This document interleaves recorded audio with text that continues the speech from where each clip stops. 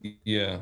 So Core is a vault. I'm probably going to butcher this a little bit, but it's essentially a vault in which you have an initial liquidity event, and people put the liquidity in there. That liquidity is locked forever, and from that liquidity, when transactions happen, it's deflationary because a portion of the transaction gets burned, cut in half, and then put into the LP. That LP is also locked forever. So it's very Yeah. Oh man, their it's a new site is it's ridiculous. yeah, it's so think of it like deflationary farming. So the problem with farming is that you would stake your LP and then tokens would come out and essentially people would dump those tokens. So it was this inflationary faucet that was creating a ton of sell pressure. The solution for this was they created deflationary farming, which is core. It's similar to a vault with Wi-Fi, etc., whatever. Like there's similar elements in there, and it's essentially the liquidity event is everyone puts their liquidity in, it gets locked, they get a percentage of the fees as liquidity providers. You just kiss that money goodbye, but you make it back fairly quickly because there's a lot of fees in the early stage. And then portions of the transactions out there get burned. Let's say like 2% of the transaction gets burned. And then a portion of that gets cut in half, sold on the market, and then put into LP forever. And then you would get fees on. You don't get fees on it, but the initial LP providers get fees. So it's somewhat fair launch, somewhat deflationary, and money's just getting stored away forever and never coming out. Now, since then, literally everybody and their mother has tried to put out a core clone. So core is the OG original. Core is now adopting other cores that are coming into their ecosystem. There's people who are joining up to the core ecosystem and becoming like incentive providers. So there's a larger ecosystem at play that's been happening, all because of need. We have to think about how Uniswap works and where the downside of it is. Show me how well Uniswap does in the bear market when every single coin's liquidity is getting drained to hell and there's super price impact and you can't sustain against it because no one wants to buy in for big whales. What do all these projects have in common? They're trying to incentivize people to buy in as liquidity providers so that they can lower price impact, increase TVL, which is total value locked, which increases price. There's a direct correlation between TVL and price action on Uniswap right now. So if the paradigm is about how do we provide liquidity, Core does it exceptionally well. But all projects are going to have to deal with this unless they pivot to a centralized exchange. This is where centralized exchanges role comes into play in the liquidity ecosystem, is that you can't stay on Uniswap forever. It's a great place to have a launch pad. It's a great place to have a presence if you can get that incentivization of liquidity to happen. But eventually you're going to have to take some tokens, give it to a market maker who's going to make money, and he's going to have to trade it up and down for you on a centralized platform, unfortunately, until things change. And I'm sure they will, because we're in the early stages of a massive tech innovation that has to do with a massive migration away from centralized and to decentralized, which is something that we called for years if you look back at our content in 2017 and 2018. Okay, so some comments from the audience here. It's like the fairest and best DeFi project now, says Metal. I think 10K. I mean, so it seems like Core is basically you're in finance with a token burn. It's I don't think this is okay. This is against ETH.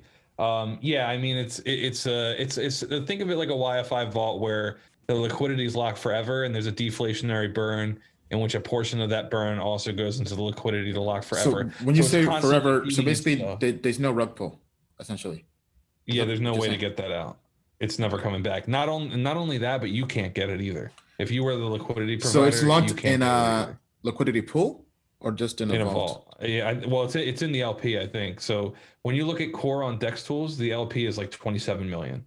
So the LP is going to constantly be going up. Someone created a paradigm, a game theory, in which Okay, the LP is wow. constantly going up. So they solved the LP That's crazy. problem. Okay, so all liquidity providers, once you put in funds, it's basically gone. You can never get it out, but you can earn the No, fees. It's you're earning a ton of fees. a ton of Yeah, fees. exactly. Because there's still Okay. 5 million daily volume on core today.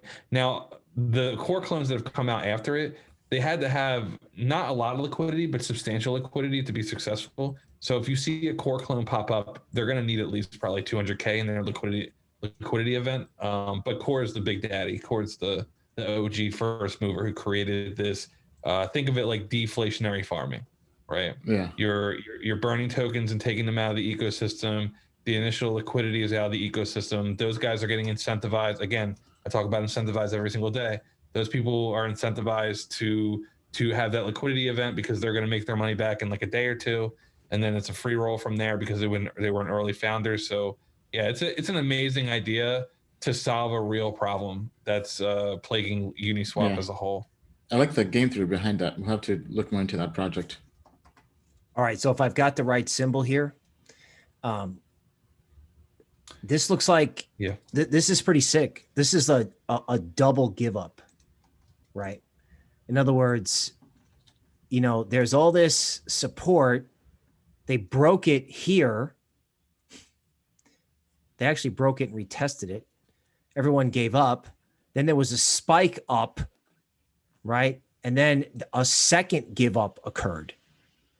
So this is a situation where everybody got cleaned out. Everybody. And if the fundamentals make sense, you know, if this price starts recovering again, then, you know, this whole vertical down trade could theoretically unwind itself. So you guys know the fundamentals of the coin, but, you know, from the chart, this is one of these things where you would buy a breakout, right? Yeah. There's a difference between FOMO and buying a breakout. That would be a situation where if it continued to go up, you would buy the breakout.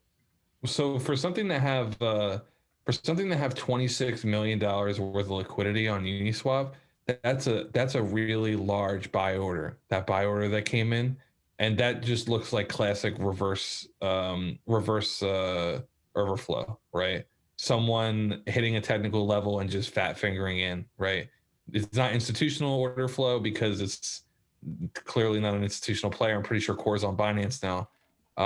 But that's a big signal for me that someone important's coming in when price is going down past that support that you talked about, and it just goes the other way, like on a massive 1 wick candle, and then comes back again. And now people are accumulating again. I don't think that player had any problem with the price coming back down because he probably started bringing in extra firepower at that level. So I absolutely agree. It's something that I'll be putting on the short list because I was thinking about getting in the Core, but you know, I kind of said to myself, well, the market cap's at 36 million. How high can it go?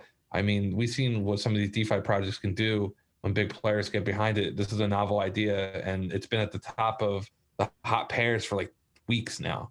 So it's not going anywhere. 26 million locked in liquidity, only to go up. You know, still getting 5 million daily. This is big. This is big player time, right? So, you know, I could be looking at 10 plus X in the next bull run. So it's definitely something that I'm going to want to hit up. All right, so people definitely are enjoying the analysis by Maddie, which is good. All right, so tell us what you think about Core. Do you think they've really innovated with having deflationary farming? Tell us what you think down in the comments below.